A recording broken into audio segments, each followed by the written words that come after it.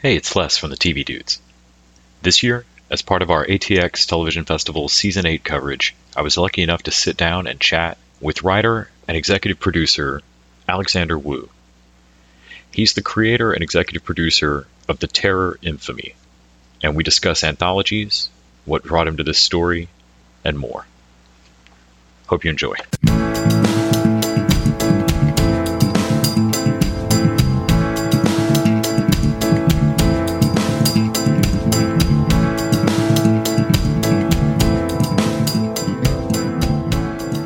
So part of what interested me, I love anthologies. Oh, great. And so I love there seems to be a spate of them now. It seems to have caught back on as an idea. And so I was interested in what appealed to you about getting to work in an established show tone, but do a fresh story. Right. The particulars of this story now, I find the Japanese concentration camps, I wasn't even told. I grew up in Northeast Texas, and this was just not in our history. Yeah, not in mine either. It's magic, right? Not in mine either. And even when it was finally told to me, I believe the professor only used the word internment, never concentration camp. Yeah. It's a bit of a political football. What term? But it was always, even in telling us this story, that we're soft pedaling it as to what had happened. Yeah.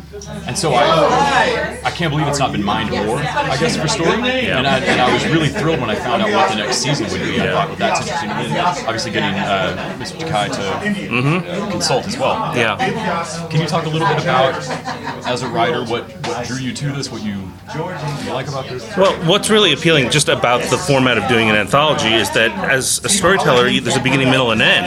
You know what you're writing to, so you don't have to just keep the story going and go like some sort of Arabian Nights tale. You know, you have to. You know, there is an end point that you have to hit, and in order to because you know it's going to end in episode 10, that gives you a lot of leeway for what you're going to do in episodes 5, 6, 7, 8, 9. Did you know the 10 episode cap going in? Yes. Okay. Yes. So that's a big help. In terms of the subject matter, it was. I did not originate the idea. It came from my co-creator, Max Bornstein, who wasn't available to write the pilot or run the show. So that's when I took it over, and I have to admit, I was a little bit apprehensive because I'm not Japanese American, I'm Chinese American. So this was not literally my family's experience. But what I discovered as I explored this more is that I plugged into it from as an immigrant story, that's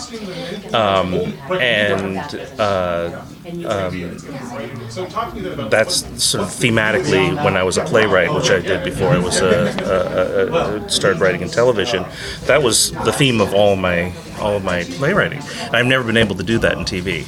So I think there's something relatable in this story as an immigrant story to just about anyone, and I think you can probably get to an immigrant in just about anyone's family. You go a couple generations. So not everyone who watches this is going to be Japanese American, but just about everyone is going to have some connection to the immigrant experience, and I think that's where I plugged into the story. I knew that you were a playwright prior to getting into television. I'd read in an interview that some of that was a bit of a stigma for you of I'll move to LA, but I don't want to write for TV.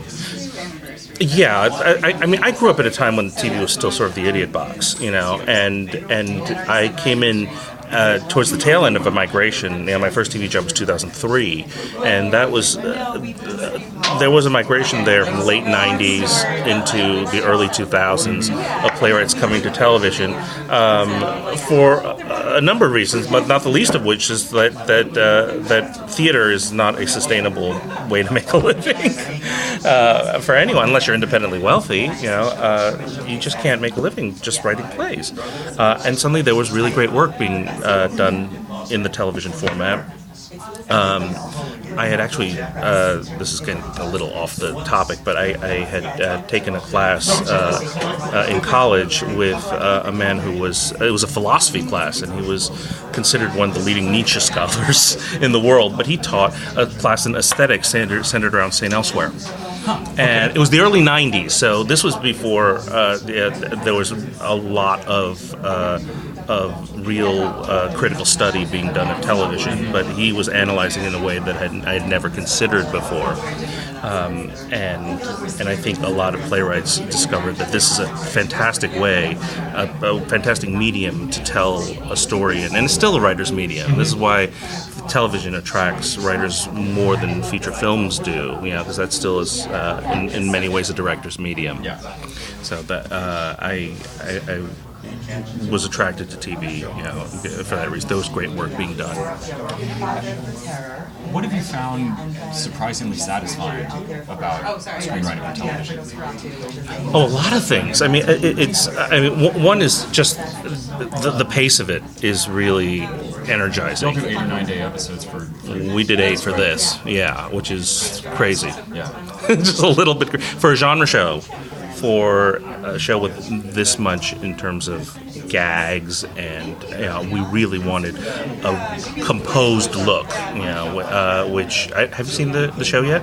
No. Okay, when you do, what John has done. Talking to John about oversaturating so that they can pull back. It's just brilliant.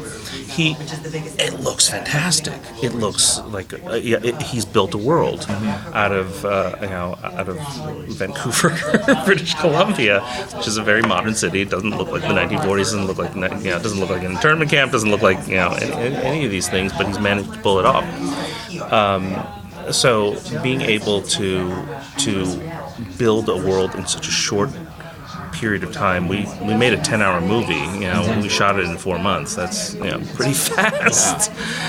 So that's really, really exciting. And also, there's so much of the job that has nothing to do with the actual task of writing. So that can be a turn-off for a lot of writers.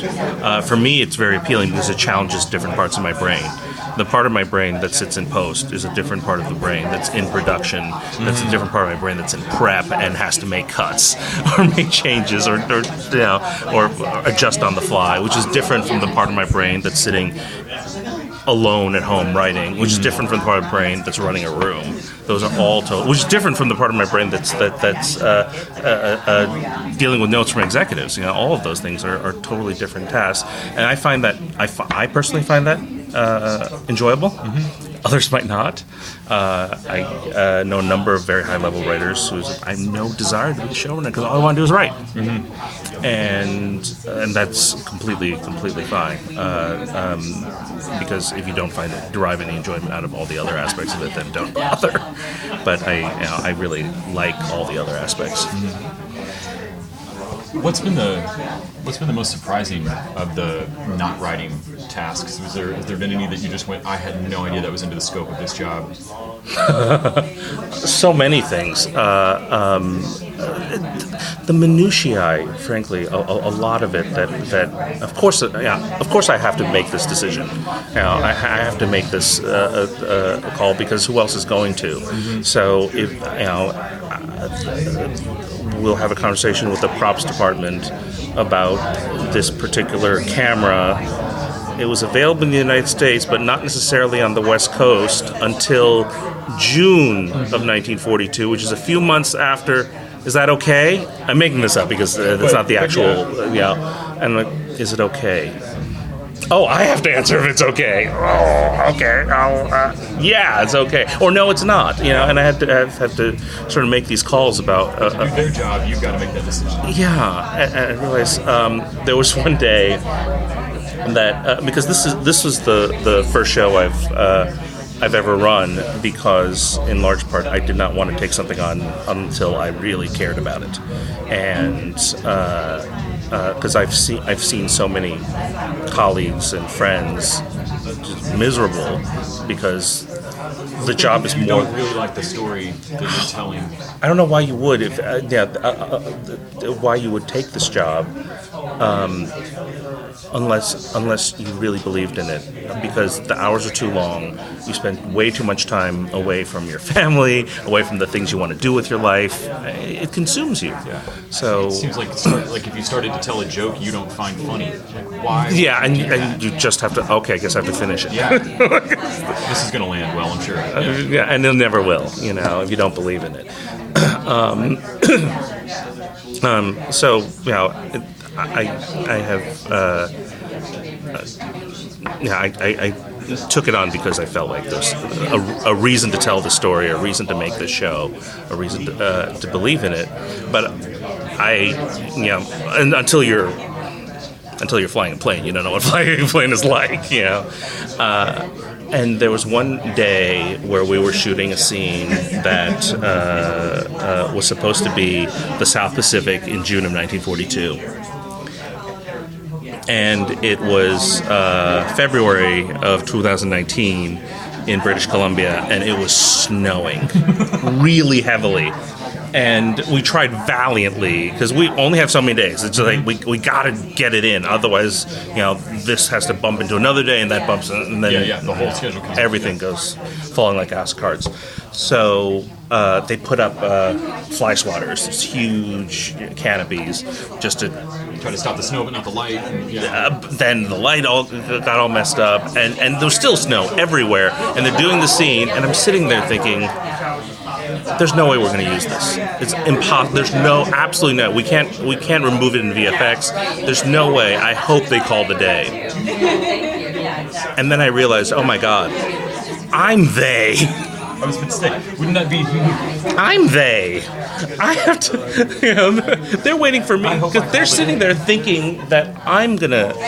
There's like, I guess I have to. Yeah, we can't possibly. There's no way. We shoot this day. The network is going to ask us, why did you shoot a whole bunch of stuff in the snow? You can't use it. So realizing that every little thing stops with you, good or bad, is new. It's a different kind of responsibility. But hopefully, I think in this case, when it's something that I believe in so strongly, I think it's ultimately worth it. Did you? I'm imagining with the timeline of production that you probably already had your room staffed and were done by the time the ATA WGA thing went down. Yes, it did. So I didn't know if it affected you. It didn't. Yeah, because that happened in April, so we were long done. So y'all were probably done shooting, right? We finished shooting May 13th. Okay. But our writer's room wrapped by Thanksgiving, and the scripts were mostly done. The remaining scripts that were not done were by me and my two co-EPs, who were still on as producers the whole time. So they stayed on. Thank you so much for taking out time. Sure. Thanks, Les. Appreciate it.